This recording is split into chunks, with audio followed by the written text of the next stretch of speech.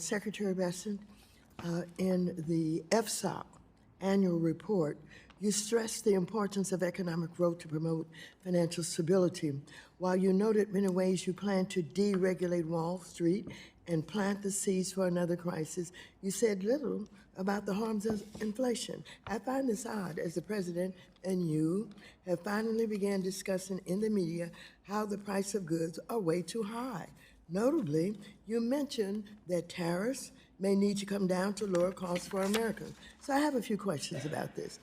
As a former hedge fund manager in 2004, and I don't want you to go into any long details about this, but did you write a letter to investors raising concerns about the impact of tariffs, writing that, quote, tariffs are inflationary?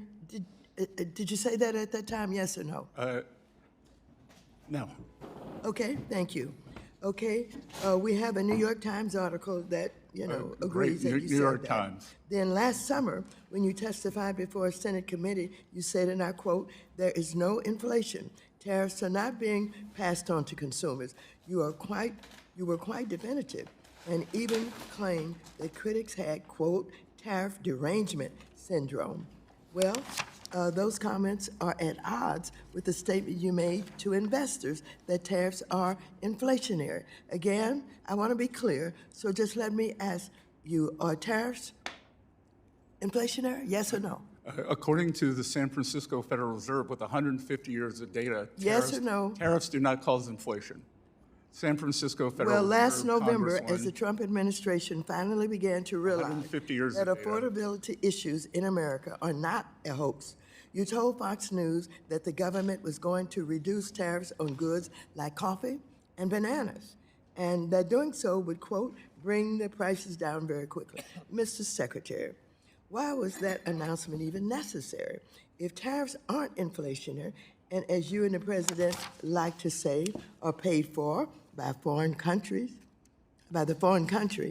a tariff on coffee or bananas shouldn't raise the price of either for American consumers. Well, that's the Trump logic, but that isn't reality. It did raise prices across the board, and you know it. I think you knew back in July also. The real question is, why would you even impose a tariff on a good that a country doesn't grow or make, as that would only serve to punish the American consumer? Now, as you know, this committee has taken a bipartisan approach to addressing another real affordability crisis. Housing. Rents are too high.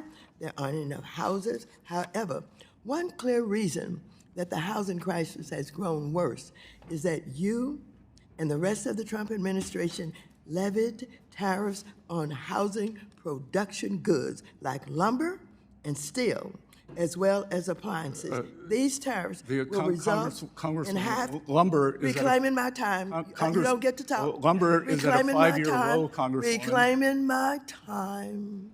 Let's just have the facts, reclaiming my time. Thank you. However, one clear reason that the housing crisis has gone worse is that you and the rest of the Trump administration levied tariffs on housing production goods like lumber and steel, as I said, as well as appliances. These tariffs will result in 500,000 fewer homes built at a time when we need more homes built, not less.